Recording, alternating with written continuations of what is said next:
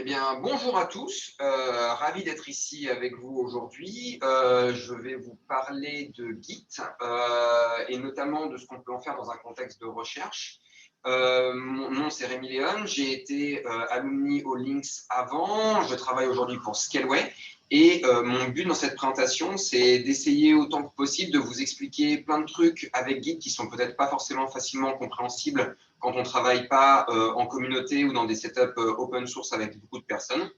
Il y aura beaucoup de références dans cette présentation. Je ferai quelques démos, mais le contenu en fait sera partagé et notamment vous aurez tout le loisir d'explorer toutes les démos que je vais vous montrer à l'écran aujourd'hui.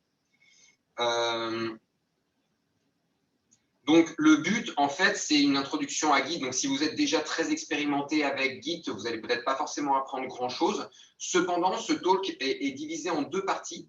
Il y a une partie Git, on va dire, le logiciel en tant que tel qu'on utilise en local sur sa machine et on peut faire des millions de commits et ne toucher à personne.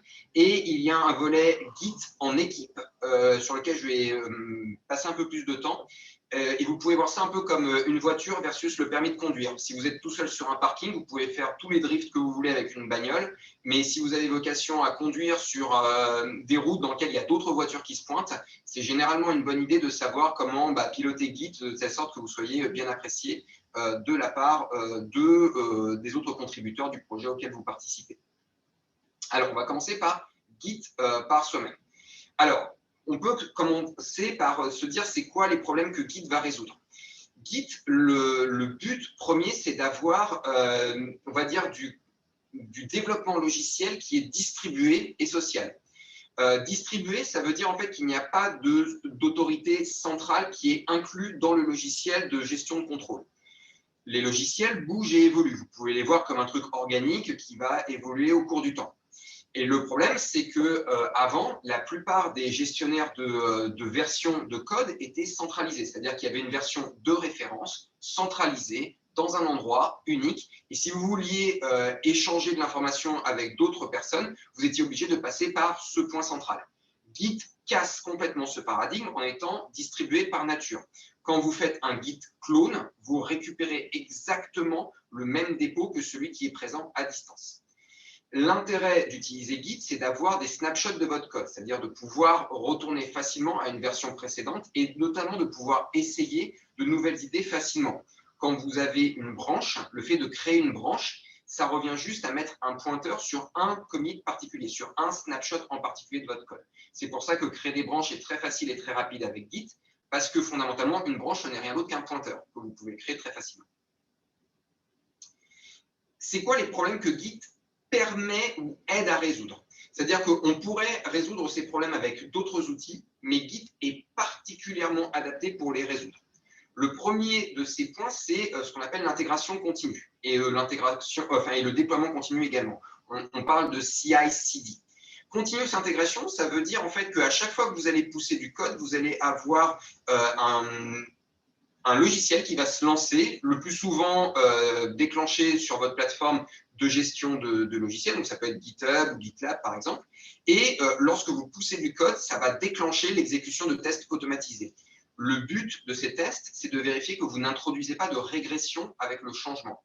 C'est-à-dire que quand vous allez pousser un changement, que ça ne casse pas des choses qui sont déjà existantes. D'où l'intérêt d'investir du temps pour construire une test suite qui est adaptée. Le deuxième point qui est important et qui se base sur celui qui est avant, c'est celui d'avoir un workflow agile. Alors l'agile, c'est un terme qui est très galvaudé, qui veut dire pas forcément la même chose pour tout le monde, mais ce que vous pouvez grosso modo retenir, c'est que l'évolution d'un projet logiciel, généralement, est rarement décidée en cascade. C'est-à-dire que vous allez rarement avoir une personne qui va pondre tout ce que le projet doit être, toutes les étapes intermédiaires pour y arriver et il n'y aura absolument aucun changement de plan. La plupart du temps, les workflows sont relativement agiles et ça veut dire que vous pouvez avoir des nouveaux tickets, des nouvelles fonctionnalités qui sont demandées de manière un peu aléatoire et il faut que votre gestionnaire de version soit capable de gérer ces cas-là. Et Git est particulièrement adapté à ça parce que vous pouvez tester des nouvelles idées assez facilement. Et notamment, vous pouvez également découper en fait des fonctionnalités en tickets tickets en fait vont constituer soit des bug reports, c'est-à-dire en gros un truc qui déconne et qu'il faut corriger, ou bien des fonctionnalités supplémentaires, des features que votre logiciel pour le moment n'implémente pas, mais qui vont être utiles par la suite. Et le fait de découper ça en tickets et d'offrir des propositions de merge request à chaque fois, c'est quelque chose qui est particulièrement utile. Et plus généralement, Git a permis vraiment l'explosion de l'open source. Je pense qu'on ne serait pas dans un monde aussi largement piloté par l'open source aujourd'hui sans Git. Très clairement, ces outils-là sont extrêmement populaires, extrêmement répandus. Et aujourd'hui, il y a extrêmement peu de logiciels qui peuvent prétendre être une alternative à Git. Les seuls cas que je peux envisager, c'est sur des développements de logiciels encore plus gros, donc soit le monorepo de Google, par exemple, dans lequel Git montre ses limites, soit des logiciels qui vont gérer des gros assets. Et je vais en parler après. Un gros asset, je parle en fichier binaire, pas du texte. Git est surtout connu pour gérer du texte et assez peu des fichiers binaires, genre des photos, des images, des assets graphiques. Petite question, Mercurial, ça se place comment? C'est niveau CVS ou c'est pas trop loin de Git? Ça, c'est à peu près où? Alors, Mercurial et Git ont de très nombreuses similarités. Mercurial est massivement supporté par Facebook parce qu'ils ont adopté Mercurial au sein de Facebook. Cependant, aujourd'hui, la courbe d'adoption de Mercurial est à peu près inexistante. Elle est complètement plate.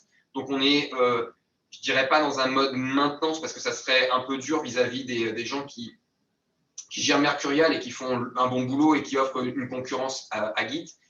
Mais il faut quand même admettre que les outils de type GitLab et GitHub ont vraiment écrasé complètement le marché. Et aujourd'hui, aucun projet démarre sur Mercurial, aucun projet d'envergure ne démarre sur Mercurial aujourd'hui. Donc on est sur un mode maintenance qui ne s'assume pas. Et en termes de part de marché, très clairement, GitHub et GitLab offrent une compatibilité, mais ils ne la mettent pas en avant et c'est vraiment pensé comme, bon, écoutez, si vous y tenez vraiment, on vous offre une compatibilité, mais toutes les nouvelles fonctionnalités intéressantes, elles sont toutes sur Git. En fait, ma question était plus sur ce qu'était capable de faire Mercurial. Est-ce que ça offre à peu près les mêmes fonctionnalités que Git Ouais, ou pas? c'est à peu Ouais, près la fonctionnalité. C'est d'accord, ok. distribué, tu peux envoyer des changements, tu as des mécanismes de merge request, c'est complètement distribué, il n'y a pas de point central. Ok, ok. Non, mais c'est bon, ça me va, ça me suffit comme réponse. Il n'y a pas des très grosses fonctionnalités de Mercurial qui pourraient offrir une concurrence sérieuse. Alors, comment Git, ça fonctionne sur votre ordinateur? Alors, quand vous avez essentiellement deux moyens de récupérer un dépôt Git. Soit vous le créez ex nihilo avec un Git init, soit vous récupérez un projet Git qui existe déjà avec un Git clone. Vous allez avoir tout l'état de Git qui est persisté dans un dossier qui est .git et qui est à la racine de votre projet. À chaque fois que vous faites une commande, à chaque fois que vous faites un git add, un git commit, un git push, n'importe quelle action qui commence par git, en fait, c'est un logiciel qui va interagir avec ces fichiers qui sont stockés dans le .git et effectuer des actions. Toutes les actions interagissent avec ce dossier-là et uniquement ce dossier-là. Donc, ça veut dire notamment que si ce dossier il est corrompu parce que vous l'avez mis dans du Dropbox, que vous l'avez supprimé ou qu'il y a une copie qui s'est mal passée, c'est pas sûr que vous allez réussir à récupérer l'intégrité de votre dépôt. Donc vraiment, c'est le dossier sensible et c'est vraiment là où je veux attirer votre attention si jamais vous travaillez avec des dépôts Git en fichiers concrètement sur lesquels il faut faire gaffe. Alors, il y a plusieurs manières d'apprendre Git et ça peut être assez perturbant au début, notamment pour des débutants qui ne comprennent peut-être pas forcément comment Git fonctionne et qui ne comprennent pas forcément ce que veut dire un add, un commit, un push exactement. Et vraiment, ce que je vous recommande, mais extrêmement chaudement, c'est de ne surtout pas commencer par apprendre des commandes par cœur. C'est extrêmement mauvais. Vous allez passer énormément de temps à vous perdre dans plein de commandes. Si vous n'avez pas un shell qui est très bon et qui vous aide, c'est extrêmement facile de se perdre. Et au contraire, je vous recommande de passer avec un mode qui est essentiellement graphique. Et ce mode graphique, vous en avez une petite vue qui est ici. Et donc, typiquement, vous pouvez voir Git comme un DAG, un Directed Acyclic Graph. Donc, il me semble que certains d'entre vous sont relativement familiers avec les graphes. C'est un truc que vous avez peut-être croisé quelques fois dans votre vie. Et on en a fait. un truc qui peut vraiment, vraiment vous aider, c'est de considérer Git comme un graphe. Plus vous allez vous rapprocher du mode de pensée Git, au fond, ce n'est qu'un DAG que je manipule, plus vous allez être efficace et vous allez éviter les mauvaises surprises. Donc, typiquement, quand je fais un Git commit, ça va juste rajouter un commit en fait à la suite des commits précédents et ça va déplacer un pointeur. Ce pointeur, il s'appelle head. Head correspond à la version courante qui est dans votre, sur votre fichier, enfin sur votre dossier en local. Donc, il est bien important de comprendre que vous pouvez avoir une branche qui est sur un commit en particulier, mais head qui est sur un autre commit. Prenons un exemple. Imaginons que je veux faire un git checkout-b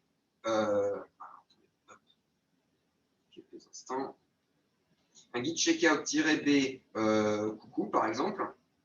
Hop, je vais créer une nouvelle branche qui est un pointeur sur coucou. Et donc là, sur cette branche-là, donc c'est le truc que vous utilisez régulièrement, quand vous faites un git commit, en fait, vous allez juste déplacer le pointeur head, mais qui est aussi sur la branche coucou.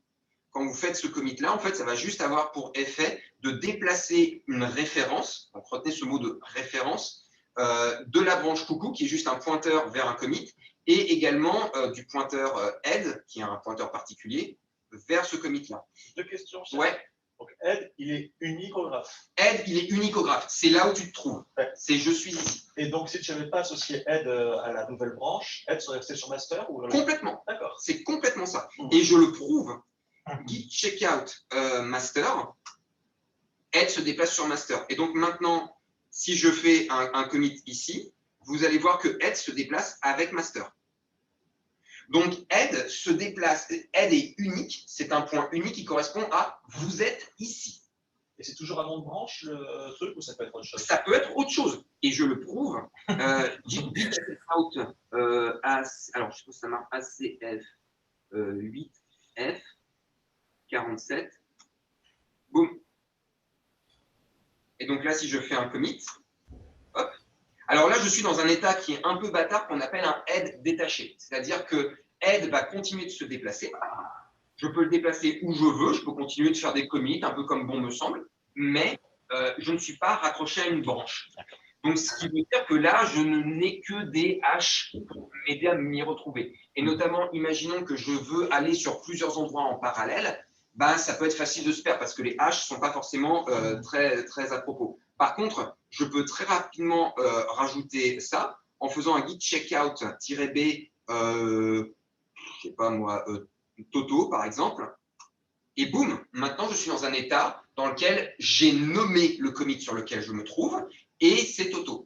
Donc quand vous faites un git checkout. Et du coup, tous tes trucs non anonymisés sont des Toto maintenant. Ils ne sont pas Toto, il faut bien comprendre que c'est juste un pointeur vers le dernier commit. D'accord. C'est pas l'ascendance dans le... Absolument pas. Okay. Une branche, c'est un pointeur vers un commit. Retiens cette phrase. Une branche, c'est un pointeur vers un commit.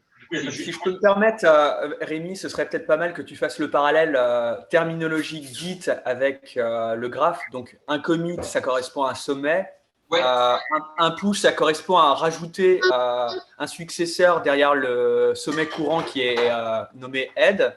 Ouais. Ensuite, tu peux marquer, tu peux taguer certains nœuds avec un nom de branche. Donc, par exemple, coucou, Toto, master, etc. Enfin, je te recommande, pour des gens qui ne sont pas familiers de Git, de présenter plutôt comme ça. À mon avis, ce sera plus clair pour tout le monde. Et notamment, un autre truc qui peut être intéressant, c'est que vous pouvez rajouter des tags et pas des branches sur des commits précédents. Par exemple, git tag, je sais pas moi, 6, 2, 7, 5 à 86. Et je vais l'appeler, je sais pas moi, Sweat. Non, attends, c'est dans l'autre sens, la syntaxe. Git tag Sweat 62, 75. Non, je me suis gouré. Mais donc, dans l'ensemble, un tag, tu as moyen en fait de donner un label à un commit particulier, notamment pour faire une release, notamment pour faire une version. Donc, le tag est statique. Le tag est complètement statique. La branche peut continuer. Mais fondamentalement, si tu vas dans l'interne de Git, en fait, un tag et une branche, en fait, c'est des pointeurs dans les deux cas. Mais fondamentalement, c'est ça qu'il faut retenir. Donc, je vous ai mis en fait des sites qui permettent d'apprendre de manière beaucoup plus fine ces notions-là. Là, je ne fais que vous les montrer rapidement pour vous donner une intuition, mais je vous recommande vraiment très chaudement d'avoir une représentation visuelle de votre historique. Ça vous aidera significativement à comprendre les commandes que vous faites. Elles ne seront plus vues comme de la magie noire et vous pourrez voir et visuellement en fait les actions que font d'autres personnes qui interagissent avec vous sur votre graphe. Notamment, si vous faites un clone en local, vous créez un nouveau DAG qui est complètement autonome. Si vous faites un fork à distance sur un GitHub ou sur un GitLab, c'est un autre graphe également sur lequel vous êtes souverain, sur lequel d'autres personnes ne peuvent pas forcément pousser leur propre commit. Donc vraiment, retenez cette notion de graphe et ce graphe qui est à vous et qui est local. Fondamentalement, Git est distribué. Donc c'est-à-dire que si toi tu fais un clone d'un dépôt en local, c'est toi qui es maître dessus. Et si tu n'autorises pas quelqu'un à pousser dessus, a priori, il ne fera rien, il ne pourra pas envoyer ses commits. Donc vraiment. Est-ce qu'il existe des outils qui permettent de visualiser ton propre DAG? Alors, je sais que sur les GitLab et ainsi de suite, des fois, tu peux voir un petit peu les branches, comment elles se croisent, ainsi de suite. Mais je me demandais s'il y avait des outils ou des… je ne sais pas si dans QGit, par exemple, il y a des trucs comme ça pour voir un petit peu ce qui se passe. Ouais. Les gens qui bossaient sur Nathan et compagnie, là, je crois qu'ils utilisaient un truc qui devait s'appeler GitKraken, je crois. Alors, il y a GitKraken. Alors là, je suis en train de vous montrer une page. Alors, le site officiel de Git, c'est git-scm.com. Donc, si vous tapez Git sur Internet, vous allez le trouver très facilement. Et si vous tapez GUI Client, vous allez tomber sur plusieurs clients. Certains sont gratuits, d'autres sont payants. Certains sont intégrés dans des IDE, d'autres ne le sont pas. Vous allez trouver des outils qui sont en ligne de commande. Je pense à Tig, notamment, qui est Git à l'envers, que vous pouvez avoir en ncurses et qui est plutôt pratique. Donc voilà, pour ce genre de choses, je vous invite vraiment à en tester plusieurs, voir ce qui vous correspond le mieux. Plus généralement, je vous conseille d'abord d'avoir une bonne expérience de Git à sec avec l'outil et après aller vers des trucs graphiques pour pouvoir vous y retrouver de manière un peu plus confortable. Mais passer par uniquement l'interface graphique, c'est un risque en fait de vous retrouver un peu piégé dans une interface et de ne pas comprendre la réalité concrète de ce que fait l'interface derrière. Et notamment si un jour, il y a un truc qui merdouille, il y a un truc que vous ne savez peut-être pas forcément faire ou que l'interface graphique ne vous permet pas de faire tel que vous l'imaginez, vous allez vous retrouver assez facilement bloqué. Donc, ayez déjà une bonne connaissance de Git avec l'outil en ligne de commande. Et après, éventuellement, vous pouvez avoir des visualisations qui sont ici. Il y a Fork aussi qui est très bien, qui est gratuit. Il y en a certains qui sont propriétaires, d'autres qui sont en période d'essai, etc., etc. Ceci dit, je ne sais pas s'il n'y en a pas un directement dans PyCharm, par exemple. Dans PyCharm, IDE IntelliJ, qui est la plateforme sur laquelle PyCharm se construit, en fait, a un client un Git graphique qui est préalablement installé et que vous pouvez utiliser librement et qui est le même à travers tous les outils de JetBrains. Et quand tu fais dans l'onglet DCS de PyCharm, j'ai vu qu'il y avait un truc graphique. C'est exactement ça. Donc, c'est exactement ça. Donc, ça, c'est un outil intégré qui interagit avec Git. Et PyCharm propose une série de raccourcis et de fonctionnalités sympas pour vous aider. Donc, vous n'êtes même pas obligé en fait, d'avoir un outil dédié. Vous pouvez aller dans l'onglet de PyCharm si vous utilisez ça. Si vous êtes plutôt à utiliser Visual Studio Code, il y a également des outils graphiques qui existent. Et si vous êtes du genre à utiliser Vim, vous avez les outils en ligne de commande et vous avez Tig en ncurses qui fonctionnent très bien. Est-ce qu'il y a d'autres questions? Non? On continue. Alors, comment Git communique? Alors, ça peut être assez déroutant au début de comprendre en fait ce que font en fait les différentes commandes que vous faites. Et ça peut être aussi assez facile de se perdre dans toutes ces commandes-là. Et souvent, ce qui aide significativement, c'est d'avoir un modèle mental. Ce modèle mental, il se repose en 4 zones. La zone remote qui correspond à une destination à distance, ce que vous ne contrôlez peut-être pas forcément. Donc, ça peut être un dépôt GitHub officiel, ça peut être un dépôt GitLab officiel. Fondamentalement, c'est un truc qui n'est pas votre machine locale. Puis après, vous avez votre partie locale. Dans la partie locale, vous avez essentiellement 3 zones. La partie qui est le Working Directory, donc qui sont les fichiers sonnants et trébuchants qui sont sur votre disque dur, c'est-à-dire les fichiers concrets que vous écrivez, qui sont mis à jour par votre éditeur. Ça, c'est la partie concrète, sonnante et trébuchante. Après, vous avez la Staging Area. Staging Area, vous pouvez voir ça comme un caddie. Quand vous allez au supermarché, vous avez un caddie. Vous pouvez mettre des choses dans votre caddie, vous vous déplacez dans le supermarché, vous pouvez mettre des trucs dans votre caddie, vous pouvez retirer des choses de votre caddie, mais fondamentalement, tant que vous n'êtes pas passé en caisse, le fait de mettre un truc dans votre caddie ne vous engage à rien. La staging area, c'est ça. Staging, c'est en gros la préparation du commit qui va venir. Et après, au moment où vous faites votre commit, au moment où vous passez en caisse, c'est le moment où vous vous engagez à dire ça, c'est le snapshot qui correspond à cette version-là. Ça peut être assez facile de se perdre là-dedans. Et donc, c'est pour ça que je vous ai mis un lien également ici qui correspond en fait aux différentes zones et une visualisation en fait de ces différentes zones. Et donc, notamment, alors c'est un truc qui est traduit en plusieurs langues, donc je peux le mettre en anglais, mais vous avez fondamentalement, quand vous cliquez sur une zone, toutes les commandes que vous pouvez faire au sein de cette zone.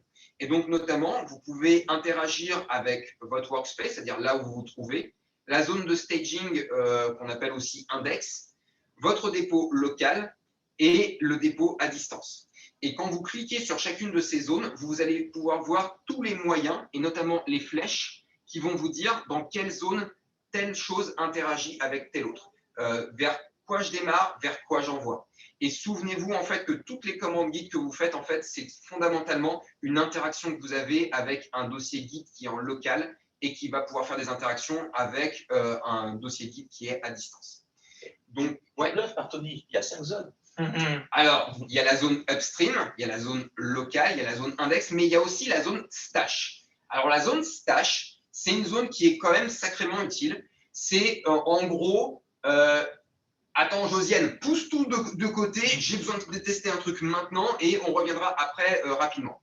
Un stash, c'est une sorte de fais disparaître mon plan de travail, fais un peu de ménage, je m'occupe d'un truc sur mon plan de travail et boum, fais réapparaître mon plan de travail exactement comme il était avant. C'est en gros une zone brouillon, c'est une zone draft que vous pouvez après convertir dans une zone de branche complètement normale. Mais stash a vocation à être rapide. C'est un truc que vous pouvez rapidement mettre en place et faire des expérimentations rapides sans notamment devoir vous mettre dans l'état d'esprit. Alors, ça fait 4 heures que je code, il faut que je fasse des commits propres. Alors, comment je pourrais faire des commits propres sur ce truc-là? Souvent, ça peut prendre un peu de temps. Et si vous avez besoin de faire une expérimentation rapide, Stash, ça peut être un bon moment. Quel est l'intérêt par rapport à une branche classique? L'intérêt, c'est que ça va persister en fait l'intégralité de ton état de manière complètement propre. C'est-à-dire que quand tu vas faire un Git stash, ça va préserver tous les changements non sauvegardés, tous les changements de staging que tu n'avais pas encore fait, et ça va tout mettre dans un bloc que Git va gérer pour toi. Quand tu fais un Git stash, ça te donne la garantie que tu mets tous les changements qui n'ont pas encore été faits de côté, et tu as ton head qui est pointé vers un commit propre. Ça te donne cette garantie-là. Et je ne sais pas si ton interface graphique là, que tu montrais tout à l'heure aiderait à visualiser un petit peu ce qui se passerait si je faisais une branche stash et si j'utilisais une stash pour peut-être mieux comprendre, je ne sais pas. Parce qu'en fait, j'arrive pas à comprendre en quoi ce serait différent de faire une branche stash et d'utiliser stash. En fait, je ne sais pas si ici ça le fait.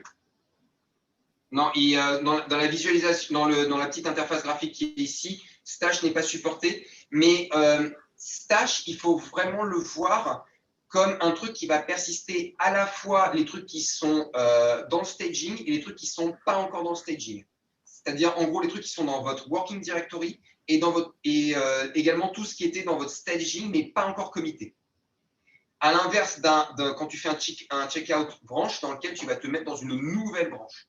L'avantage de stash également, c'est que tu peux, c'est en gros une sorte de pile, et tu peux faire des git stash à répétition et des git stash pop pour récupérer en fait ce qui est au sommet de la pile. Et donc notamment, si tu veux faire plein de brouillons et que tu veux pas forcément gérer les différentes branches, ça peut être un bon moyen. Est-ce que je peux tenter une analogie? Tu me dis si d'accord. Moi, dans mon workflow classique, et je crois que ça en fera 80 là-dessus, tu as cette espèce de brouillon du Eternal qui se fait généralement en notebook, Ouais. ou en notebook, justement, tu fais du quick and dirty dev, Ouais. le truc commence à prendre forme, Ouais. et une fois qu'il a pris forme, petit à petit, tu reportes aux bons endroits. Ouais. Est-ce que le stash et ce fameux notebook de dev, En fait, le stash, ça serait ça, mais pour Git. C'est-à-dire que si Git, tu te dis, mon DAG, en gros, c'est ma création, je veux faire un joli DAG en fait qui correspond bien, mais parfois j'ai juste pas le temps et j'ai besoin d'un brouillon quick and dirty. Stash, c'est un moyen que Git t'offre pour que tu sois dans un environnement propre rapidement et de récupérer un truc après pour le rendre propre. Notamment, tu peux convertir très facilement un stash vers une branche. Donc, c'est-à-dire que si tu es dans un stash et que tu es en train de faire plein de changements à gauche, à droite et tu te dis, tiens, là, ça pourrait ressembler à une branche qui est à peu près correcte, tu peux convertir ton stash en une branche très rapidement. Et du coup, c'est l'intérêt par rapport au Working Directory qui n'est pas forcément le cratère. L'intérêt par rapport au Working Directory, c'est que tu peux en fait en mettre plusieurs les uns à la suite des autres sans forcément toujours avoir une branche. C'est-à-dire que tu peux, en fait, le stash, c'est systématiquement un seul endroit. C'est-à-dire que c'est une pile et ce n'est pas des branches. Une branche, tu peux avoir 30 branches en parallèle. Tandis que stash, tu n'auras systématiquement toujours qu'un seul endroit dans le stash. C'est une sorte de pile. Et donc, notamment, c'est fait pour éviter d'avoir à gérer et trouver un nom de branche et gérer une branche à proprement parler. Donc, c'est justement ça. Et il n'y a pas de notion de commit dans un stash, j'imagine. Comment ? Il n'y a pas de notion de commit dans un stash. Non. C'est vraiment, il n'y a pas de notion de commit, c'est vraiment un endroit où tu vas tester des nouveaux trucs. Et si tu fais un commit depuis un stash, tu fais toujours un commit par rapport à la dernière branche connue, donc c'est-à-dire master. C'est-à-dire que tous tes changements vont être mis de côté. Tu vas rebasculer après vers une branche. Et quand tu choisis de faire un git stash pop, tu vas récupérer en fait tout ton working directory qui était sale et que tu avais stashé, il va être récupéré de tel quel. Et si tu as empilé 3 stages, donc tu as par exemple stage 1, puis par-dessus stage 2, puis par-dessus stage 3, tu fais plein de trucs dans stage 3. Dès que tu pop stage 3, du coup, tu retrouves stage 2 tel qu'il était au moment où tu as créé la stage 3. Ouais, ça va être une queue en fait. C'est vraiment une pile. Enfin, une pile, ouais, plutôt qu'une queue. Ok. Ouais, ça va être une pile. Ok. C'est clair ? Ouais, pour moi, c'est bon. Peut-être une question quand même. Du coup, comment dire ? Concrètement, le stage, c'est juste un truc que tu peux mettre de côté et récupérer ou tu peux vraiment travailler dans le stage ? Alors, je vous conseille autant que possible de rester avec des branches propres et classiques. Le stage, c'est généralement fait pour du quick and dirty rapide, notamment quand vous voulez lancer une commande ou vous voulez faire une petite expérimentation rapide, mais que vous voulez peut-être pas forcément travailler sur votre DAG tout de suite. Donc, ça peut être un truc qui est utile. Et si vous êtes vraiment curieux sur le stage, je peux après vous envoyer des articles en fait, qui vont aller un peu plus dans le sujet et vous montrer quelques patterns de développement qui utilisent le stash à part entière. Vous pouvez très bien utiliser Git sans utiliser le stash. C'est une fonctionnalité que Git vous propose, mais vous pouvez très bien passer 20 ans à utiliser Git sans jamais utiliser le stash. Encore une fois, Git est extrêmement flexible et vous permet de faire plein de trucs différents, mais stash est une fonctionnalité possible. OK ? Donc voilà, retenez dans la version courte qui a grosso modo votre working directory, le staging area qui va être votre caddie dans lequel vous mettez les trucs avant de passer à la caisse et le git commit qui vous fait votre snapshot et qui s'ajoute à votre DAG. Et votre DAG, c'est vraiment ce que vous êtes en train de crafter. Donc les commits, c'est vraiment votre craft, c'est vraiment les trucs que vous fabriquez au fur et à mesure.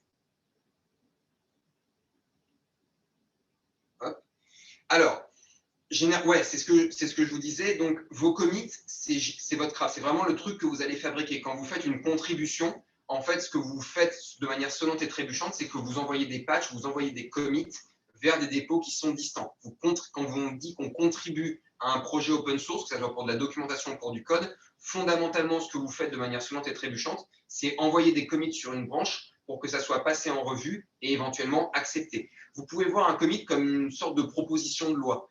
Vous pouvez faire une proposition de loi un peu comme vous voulez, mais tant qu'elle n'est pas acceptée en assemblée, etc., elle n'est pas dans la branche master, elle n'est pas en prod, si vous voulez. Vous pouvez envoyer des propositions, elles peuvent être amendées au fur et à mesure, mais fondamentalement, votre commit, c'est l'état de votre travail. Un point qui est pas souvent connu des débutants, c'est que vous n'êtes pas obligé de committer des fichiers entiers.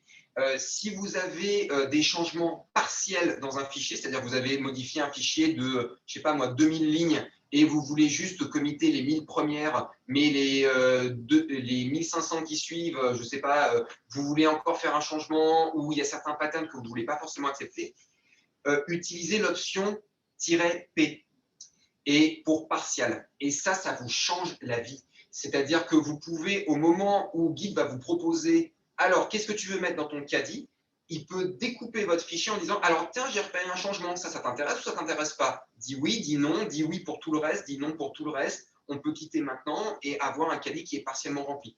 Donc, -P, c'est méga utile quand vous avez des gros fichiers que vous voulez ajouter partiellement, d'où le -P. Autre point, alors je suis le premier à déroger à cette règle, mais j'essaie quand même de vous le dire, écrivez des messages de commit qui ont du sens. Toto n'est clairement pas acceptable.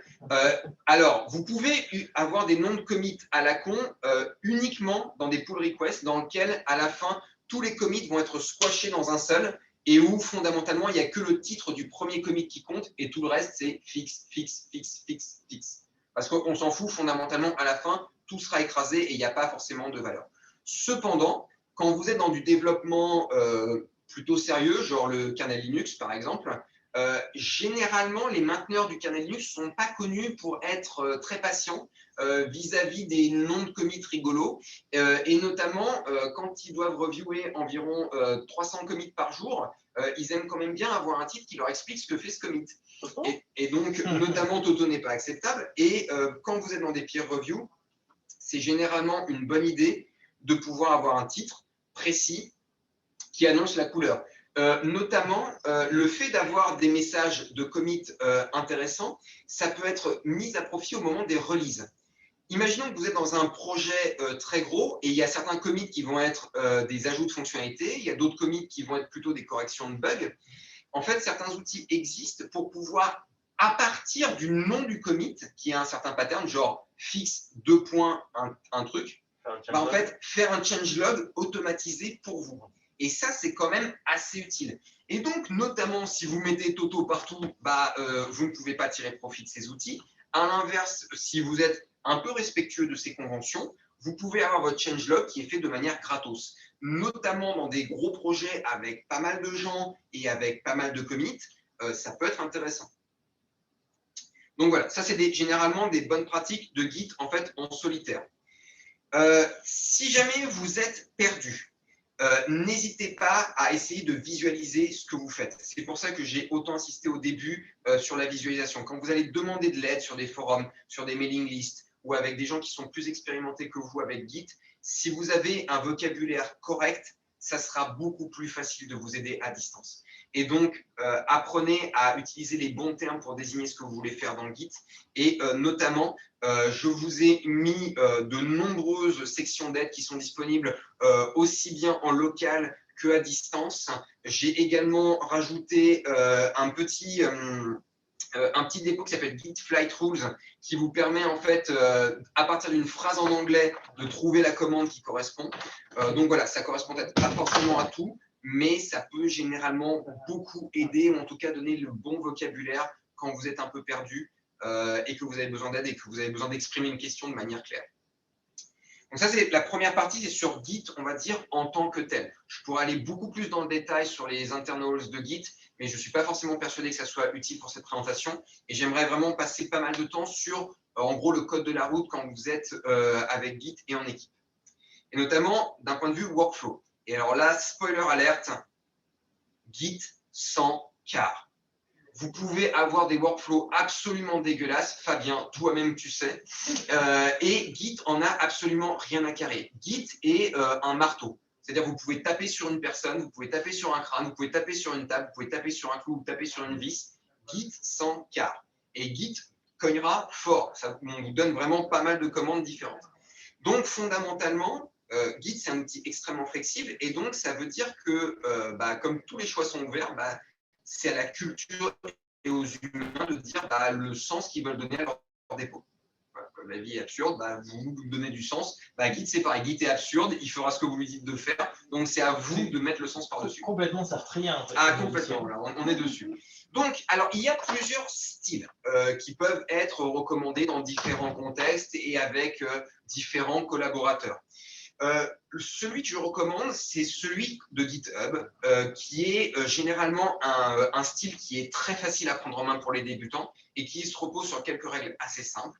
La première, c'est que la branche principale peut toujours être déployée. Elle correspond toujours à du code propre qui fonctionne et qui peut être déployable.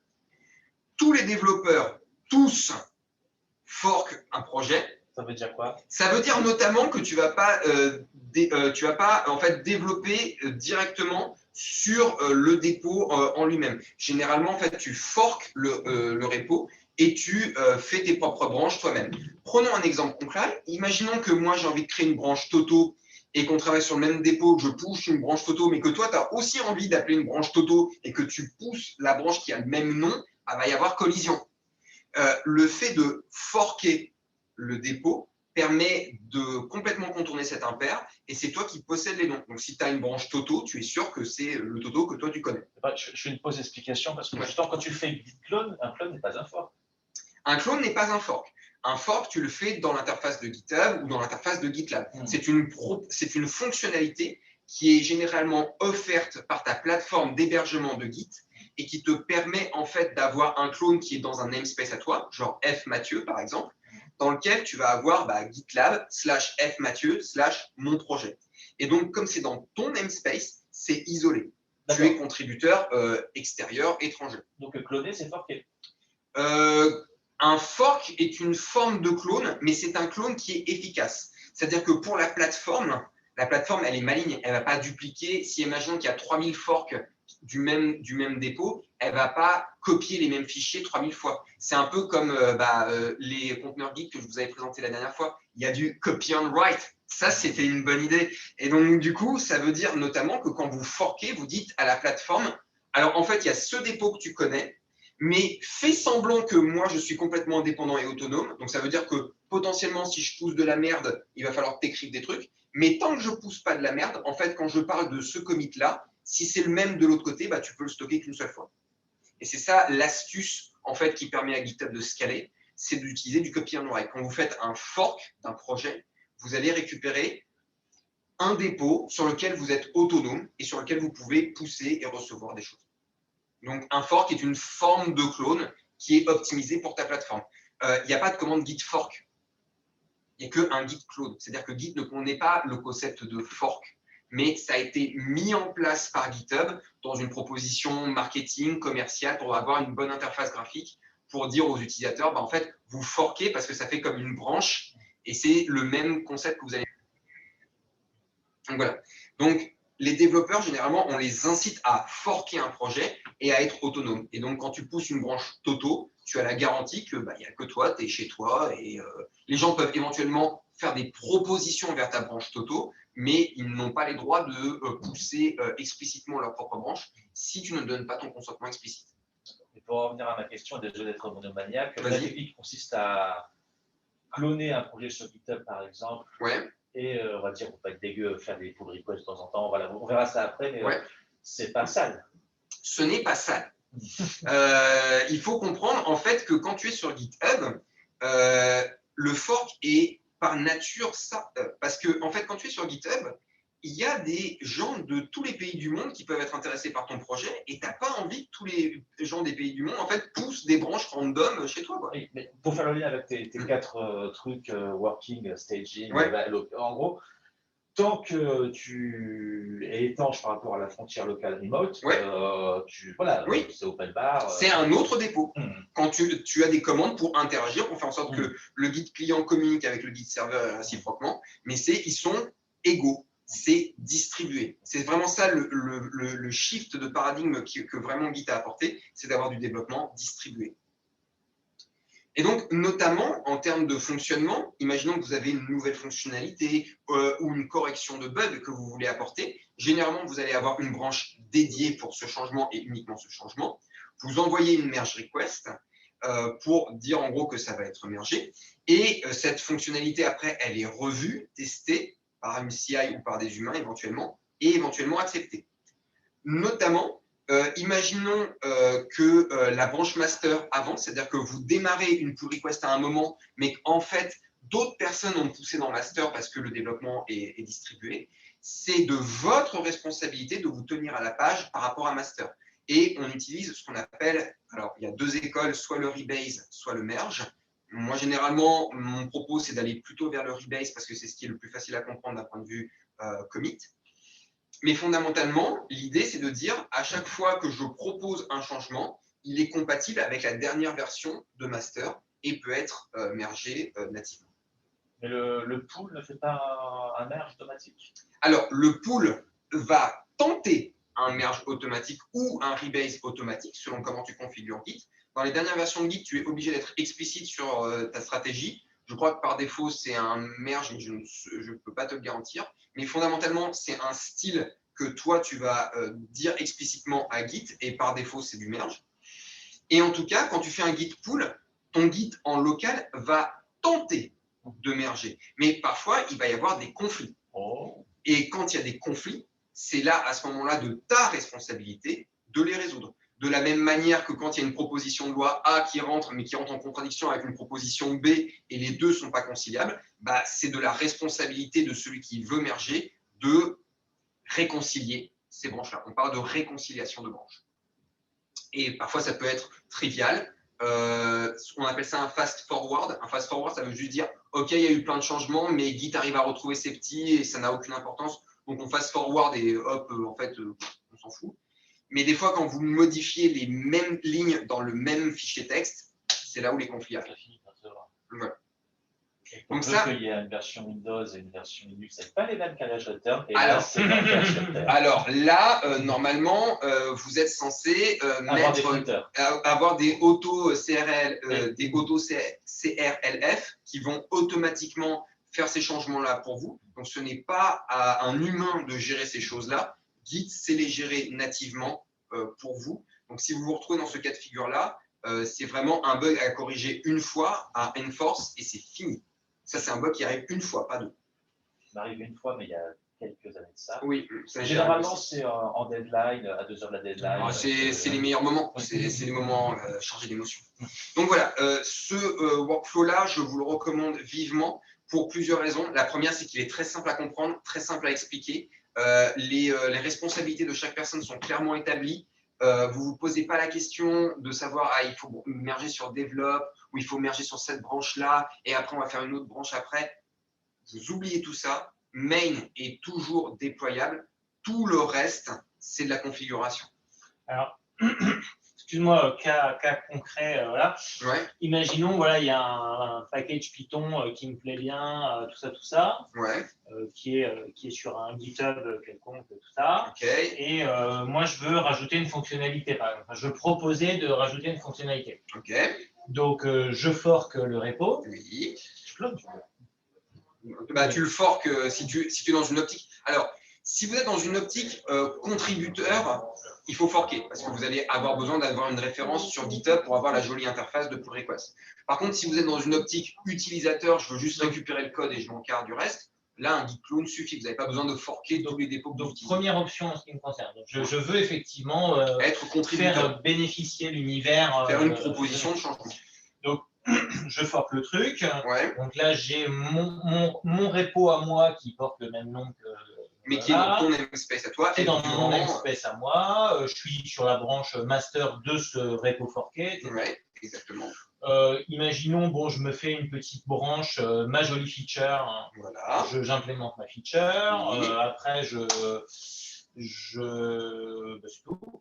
Oui. Et après, donc, je fais typiquement une pull request à. Upstream. Donc, on appelle ça l'upstream, c'est-à-dire la version de référence, c'est-à-dire la version à laquelle tu te bases. En open source, on appelle ça upstream. Donc, quand tu dis j'envoie un patch en upstream, ça veut généralement dire je vais voir le repo officiel et je fais une proposition de changement en upstream. D'accord. Donc, pouf, je fais ça, je suis content. Oui. Donc là, il ne me reste plus qu'à attendre que le propriétaire du repo original me donne sa bénédiction, Yomi et Orbi. Éventuellement. OK. Maintenant, imaginons que, cas réel, par ailleurs, imaginons que ça fait 1 an que j'ai fait la pull request en question et j'ai aucune nouvelle et par ailleurs, éventuellement, leur branche master à eux a un peu évolué depuis. Oui. Que dit le code de la route? Alors, le code de la route, c'est là où on rentre dans l'aspect humain et pas dans l'aspect technique. C'est-à-dire que Git, du point de vue de Git, tu pourrais attendre 5000 ans, Git, il n'en aurait rien à carrer.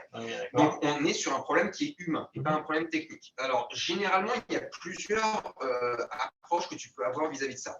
Option numéro 1, quand tu veux avoir une bonne communauté, bah, c'est déjà tu remercies les gens de leur contribution, tu essaies de discuter avec eux, tu essaies de revoir le code. Mais souvent, les contributeurs de projets open source, c'est souvent des gens qui sont bénévoles, qui ne sont pas payés, qui ont une vie à côté, et ils ne peuvent pas forcément voir toutes les fonctionnalités. Ceci étant dit, quand on est à une pull request qui a l'âge de rentrer en école maternelle, il est à peu près vraisemblable de considérer en fait que le mainteneur de ce projet open source-là n'est peut-être pas la personne la plus à même de gérer ça. Donc, plusieurs options se présentent à toi. Option numéro 1, tu essaies de voir si sur ce domaine logiciel-là, il existe de la concurrence. D'autres projets avec peut-être plus de stars sur GitHub, avec peut-être une approche peut-être plus ouverte, mais qui serait plus enclin ou qui ont une communauté plus solide ou qui ont un rôle de contributeur qui a été plus largement répandu. Souvent, ce qui arrive dans ce type de projet, c'est qu'il y a peu de personnes qui maintiennent. Donc, il y a genre 1 ou 2 personnes qui ont le droit de merge et elles sont sous l'eau et elles n'ont pas réussi à faire grandir la communauté de contributeurs et de mainteneurs plus vite que la communauté d'utilisateurs grandissait. Et souvent, tu es dans ce type de problème. Donc, option numéro 1, tu vas avoir la concurrence. Option numéro 2, tu essaies d'être gentil, d'aller parler aux gens, de les relancer. Oups, vous avez peut-être raté mon mail. Auriez-vous vu cette pull request? C'est un peu ce que j'ai fait. Alors, tu peux faire cette approche-là. Alors, généralement, si c'est juste un oubli et que c'était juste tombé dans la mauvaise période la première fois, bon, ça peut peut-être marcher. Quand on est à la 3e relance, je pense qu'il est à peu près vraisemblable de penser que la personne, en fait, n'est peut-être pas forcément très intéressée par ta contribution. Et il y a plusieurs manières de te le dire. Soit elle te le dit franchement en te disant ce n'est pas une fonctionnalité qui m'intéresse. Donc, certains mainteneurs ont un style qui est Benevolent Dictator for Life, c'est-à-dire en gros, ils ont le droit de vie ou de mort et s'ils ont décidé que ta fonctionnalité ne les intéressait pas, c'est distribué. Et donc, tu forks et vis ta vie. Et c'est profondément anarchiste, c'est-à-dire que tu fais une proposition, mais ils te disent ça ne m'intéresse pas. Et souvent, ça existe dans des projets en fait avec un petit nombre de mainteneurs très sérieux, genre par exemple Netbox, qui est un projet open source qu'on utilise à Scaleway. C'est fait par un ingénieur qui travaillait chez un de nos concurrents et qui après maintenant fait que ça à temps plein. Et très clairement, il a annoncé la couleur directe. Je suis freelance, je n'ai pas vocation à fonder un grand groupe. Ça sera une petite PME, on sera 2 à tout casser. Il faut que le code reste très petit. Si vous voulez avoir d'autres fonctionnalités, je vous offre un système de plugin qui vous permet d'être autonome. Mais par contre, que ça soit très clair, je ne vais pas maintenir toutes les contributions de n'importe qui sur Internet. Et donc, c'est pour ça que les projets open source qui marchent bien, généralement, ce sont des projets en fait, qui permettent d'avoir des plugins qui sont maintenus par d'autres personnes. Pour une raison simple, c'est qu'il y a 24 heures dans une journée. Les mainteneurs sont rarement payés pour leur travail et donc, ils veulent autant que possible que les fonctionnalités tierces soient maintenues par d'autres personnes. Prenons un cas très concret. On utilise, nous, un outil qui s'appelle Terraform, qui permet en fait de créer des infrastructures cloud. Et Terraform propose un provider pour Scaleway, un provider pour nos concurrents. Et il est bien évident que si demain, il y a l'entreprise Tartampion qui propose des services de cloud, ce n'est pas l'entreprise américaine HashiCorp qui va aller voir. Alors, j'ai vu que tu t'étais inscrit au registre de Romainville pour être cloud provider à Montpellier et Villette. On va tout de suite te faire ton provider. Ce n'est pas comme ça que ça marche. Souvent, les projets open source qui ont de l'ambition ont un système de plugin qui permet à des gens d'être très flexibles, de pouvoir ajouter du code sans toucher au core. Et généralement, tu n'envoies des contributions que vers le core. Et souvent, les mainteneurs sont plus intéressés par des trucs qui corrigent des bugs ou qui ajoutent des fonctionnalités dans le core s'ils sont intéressés. C'est souvent aussi une recommandation quand tu vas te lancer dans une fonctionnalité qui est un peu ambitieuse, un peu grosse, d'envoyer un message au mainteneur en disant « Coucou les loulous, je me suis intéressé par cette fonctionnalité-là, je suis intéressé pour le faire moi-même. » C'est pas genre j'envoie un message « Ah, ça serait cool de faire X, fais-le pour moi. » C'est pas une approche qui va vous donner un grand succès. C'est plutôt de dire « Ah tiens, il y a cette fonctionnalité qui est cool, si je la fais, est-ce que j'ai un accord de principe pour avoir une revue et après que ça soit mergé ?» Donc là, on est sur de la négociation et de l'anarchisme en fait qui essaye de négocier. Mais voilà. Mais en tout cas, c'est le style de GitHub, c'est un style qui est simple et c'est un style qui marche, qui a fait ses preuves. D'autres questions? Vous suivez à distance, tout va bien? Ouais. Ok, Oui, oui. continue. Alors, qui à la fin a droit de vie ou de mort sur un projet? C'est 100% dépendant du projet. Git sans quart. C'est-à-dire que Git peut accepter qu'il y ait des projets à 3000 personnes. Il y a même des projets blagues sur GitHub dans lesquels n'importe qui a le droit de merge. Et c'est un joyeux création d'art contemporain où il y a plein de mèmes, de gifs à la noix, etc. Et tout est mergeable. Donc, vous avez ce genre de truc avec l'extrême inclusivité. À l'inverse, vous avez du projet extrêmement fermé avec juste une personne qui a les droits de merge et qui prend quasiment aucune contribution externe. Et le plus souvent, vous avez quelque chose d'anarchiste qui est un peu entre les deux, dans lequel il y a des gens qui ont le droit de merge et des gens qui ne l'ont pas. Souvent, ce qu'on recommande dans les projets un peu sérieux, c'est d'avoir, dans l'idéal, 2 personnes différentes qui reviewent un truc. C'est pas toujours possible, ça demande du temps, les gens ne sont pas forcément dispo, il y a des trucs qui sont peut-être pas forcément critiques, des bugs, enfin des corrections qui sont un peu triviales et dans lesquelles les gens peuvent être peut-être un peu plus libres. Donc voilà, il existe de multiples manières de gérer un projet. Par exemple, dans le cas de la documentation de Kubernetes, moi j'ai les droits de merge que sur une portion du dossier. C'est-à-dire que sur le sous-dossier /fr pour la traduction en français, là j'ai le droit de merge, mais si ma pull request touche un seul fichier qui est en dehors de cette arborescence-là, c'est refusé. Donc ça peut être très flexible. Il y a plein de bots qui peuvent exister sur GitHub pour vous permettre d'avoir un truc qui est très très flexible, mais fondamentalement, là c'est un problème qui est essentiellement humain. Est-ce que vous faites confiance aux gens? Oui, non. Est-ce que vous leur faites confiance sur certaines parties et pas sur d'autres? Oui, non. Est-ce qu'il y a un corps qui peut être isolé de fonctionnalités tierces? Oui, non. Et généralement, essayez de négocier sur ces points-là. Mais fondamentalement, retenez que le droit de merge, ça veut dire je réponds de ce code. Il existe des outils qui vous permettent de savoir qui est la personne qui a pris la décision de modifier cette ligne de code. C'est la commande git blame. Donc, quand vous faites git blame sur une ligne de code, vous pouvez voir qui est la personne et quel commit a ajouté ce changement-là. Donc voilà, le droit de merge, c'est qui en répond. Comment on peut être à jour avec les changements? C'est-à-dire que si vous êtes dans un gros projet, prenons l'exemple du noyau Linux. Dans le noyau Linux, je crois qu'il y a à peu près 1000 changements par jour. Il y a à peu près 1000 commits qui sont rajoutés tous les jours. Donc, il y a certains projets Git qui évoluent beaucoup, d'autres qui évoluent beaucoup moins. C'est encore une fois complètement anarchique. Il y a 2 grandes stratégies pour rajouter des fonctionnalités. C'est soit le merge, soit le rebase. Donc, je vais essayer de vous montrer c'est quoi la nuance entre les deux. C'est quoi la nuance entre les deux? Ça arrive. Alors, attends. Je vais essayer. Alors, comment on fait si je fais type ici, comment je fais un truc propre Reboot. Ok. Donc, partons sur master. Donc, je suis dans mon repo master, la talitala, je fais des commits, tout se passe bien, je vis ma vie, tout est bon. Ensuite, je fais une commande poète, d'accord? Et je fais mes commits dessus, talitala, donc je fais mes changements, etc. Je vis sur ma branche et tout se passe bien. Mais entre-temps, sur master, il y a des gens qui ont travaillé, il y a des gens qui ont fait leur vie. La branche continue d'avancer. Il y a des gens qui ont, par exemple, modifié le code pendant que j'étais en vacances, ce genre de choses. Donc, là, il y a ce truc qui arrive. Donc, il y a essentiellement 2 manières de faire. Option numéro 1, c'est de faire ce qu'on appelle un merge. Donc, un merge, c'est que vous allez créer un commit qui a plusieurs parents.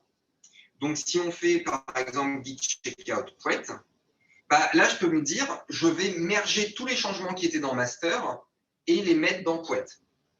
Si je fais git merge master, je vais créer un commit qui va pointer à la fois sur un parent qui était dans master et un parent qui était dans poète. Et donc là, notamment, je peux continuer de vivre ma vie. Et j'ai ajouté des trucs. Avantage, relativement simple à comprendre, mais désavantage, c'est que ça crée un DAG qui est un peu moche. Un DAG, souvent, je les aime bien plats, bien linéaires, bien suivis, avec une histoire très claire. Et typiquement, quand tu es sur un commit, bah là, ce commit 0.98, c'est pas du tout évident de savoir qu'il fonctionne bien avec le D0B, par exemple.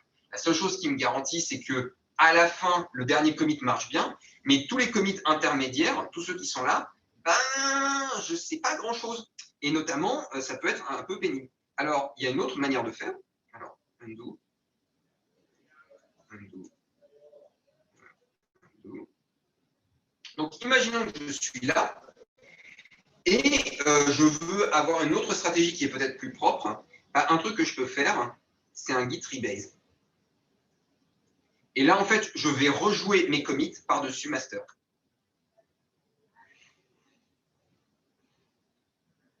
Et voilà. Et donc là, en fait, les changements qui étaient avant ici vont être déplacés. Je vais me rebaser à partir de master, d'où le nom rebase, et je vais rejouer mes commits de ma branche les uns après les autres. Avantage, histoire linéaire. Et là, après, je peux continuer de vivre ma vie. À quel moment tu décides laquelle des deux branches est la vraie histoire? Quand tu fais le rebase, tu te rebases par-dessus une branche. Et Git sans cas, Git aurait très bien pu faire on rebase master à partir de pointe. Oui, mais c'est ça, c'est ma question. C'est une opération qui est complètement libre, c'est Git rebase quoi. Et là, tu donnes un pointeur vers un commit. J'ai l'impression que, me connaissant mon problème avec gauche et droite, je crois que je risque de rebaser en rebaissance une fois sur deux. Alors, ça peut arriver. Alors, généralement, ce que tu fais, c'est que tu fais toujours un Git rebase master. C'est-à-dire, en gros, tu as une branche de référence. Et généralement, si tu es dans un style de contribution qui est GitHub style, bah, en fait, tu te rebases toujours sur master. Et du coup, ta branche perso est détruite dans l'opération? Elle n'est pas détruite. Elle est transformée en violet, elle est violette. Là, en fait, les commits qui est là sont rejoués par-dessus d'autres commits. C'est-à-dire que effectivement, ce ne sont pas les mêmes commits, ce sont des hashes différents, parce que ce sont des commits différents, mais Git va rejouer le changement, va rejouer le patch, créer du coup un nouveau commit qui se base sur d'autres commits, mais il va rejouer tes changements. Et donc, notamment s'il y a des conflits, c'est au moment du rebase qu'ils vont se pointer. Mais si il n'y a pas de conflit, ça va être un fast forward, tu vas pouvoir rejouer tes changements et Git va pouvoir continuer sans aucun souci. Et ils vont en rejouer autant qu'il y a eu de commits de la branche alternative. Exactement. Il n'y a pas de squeeze. Non, un squash, c'est une autre opération que tu peux faire. Tu peux faire ce qu'on appelle un Git rebase interactif. Et donc, quand tu vas faire un Git rebase interactif, tu vas avoir un éditeur qui va s'ouvrir dans lequel tu peux donner différents choix sur un changement. Tu peux soit pick le commit, soit tu peux le reword, c'est-à-dire changer juste le titre du commit, soit tu peux le squash, c'est-à-dire en gros que ce commit-là sera écrasé et ces changements vont être additionnés au changement d'avant. Comme un vecteur, en fait, tu vas prendre en fait, ces composantes et rajouter au vecteur d'avant et ce vecteur-là, tu l'oublies. Donc, tu peux, et c'est pour ça que je te disais que tu peux réécrire l'histoire. Git en rebase interactif en fait, va te permettre de changer l'ordre des lignes et Git va appliquer les changements les uns après les autres. Et donc, notamment, si tu prends une ligne et que tu la mets avant une autre, bah, tu réécris l'histoire. Et tu dis, en fait, ce changement, je veux le rejouer avant celui-là. Ce changement-là, j'en veux plus, tu peux le squash. Tu peux supprimer une ligne aussi. Et donc, un changement va être complètement oublié. Git rebase est extrêmement puissant. Fondamentalement, toutes les opérations que tu vas faire, à la fin, se ramènent toujours à un rebase dans lequel tu vas soit écraser, soit prendre un commit tel quel, soit le réécrire, soit le modifier partiellement, soit demander en fait d'avoir une interruption au moment où tu fais le rebase et après encore faire d'autres changements, etc., etc. Donc, le rebase est un outil assez puissant, mais il te permet de gérer ton DAG et de réécrire ton DAG vraiment comme tu veux. Donc, c'est un gros pouvoir, et gros pouvoir, grosse responsabilité, mais fondamentalement, c'est ça. Alors, je sens venir les idées foireuses de Fabien, là, qui a déjà plein d'idées sur comment il va pouvoir poutrer les autres. Il y a plusieurs recommandations là-dessus, parce que gros pouvoir, grosse responsabilité, donc j'y reviendrai à la fin. Mais fondamentalement, comment on maintient en fait ça? Première étape, toujours vous rappeler que quand vous êtes dans Git, vous êtes dans un graphe, et donc tous les changements que vous voyez dans votre working directory, ils ont été rajoutés dans un commit à un moment ou à un autre. Git blame vous aide à voir d'où vient, pour un truc qui est dans votre working directory à une ligne précise, c'est quel commit qui a rajouté ça, qui l'a fait, à quelle date, pourquoi. D'où l'intérêt d'avoir des messages de commit Bon. Deuxième volet, vous avez également Git log qui va vous présenter en fait les commits les uns à la suite des autres et va vous présenter votre histoire courante. Mais il y a un autre truc qui est encore plus puissant, qui est Git ref log. Et Git ref log, c'est vraiment votre dernière chance au dernier moment. C'est en gros ce qui va vous permettre d'interagir avec toutes les actions que vous avez fait avec Git. Chaque commande que vous faites avec Git, que ce soit un add, un commit, un push, tous les trucs que vous faites pour interagir avec Git laissent une trace dans ce ref log. Vous pouvez voir ça comme un registre en gros de toutes les actions que Git a essayé d'entreprendre. Et donc notamment, s'il y a un moment où vous avez vraiment bien foiré votre truc et que vous voulez voir, en fait, si je regarde l'historique de mes commandes, qu'est-ce qui s'est passé, Git ref log, vous allez avoir des informations brutes, mais généralement, si votre truc n'est pas dans le ref log, oubliez tout espoir. C'est vraiment votre dernière chance au dernier moment. C'est le dernier truc de référence. Un truc qu'il faut aussi bien garder à l'idée, c'est que vous pouvez avoir des bots qui se chargent de vos pull requests et de vos merge requests.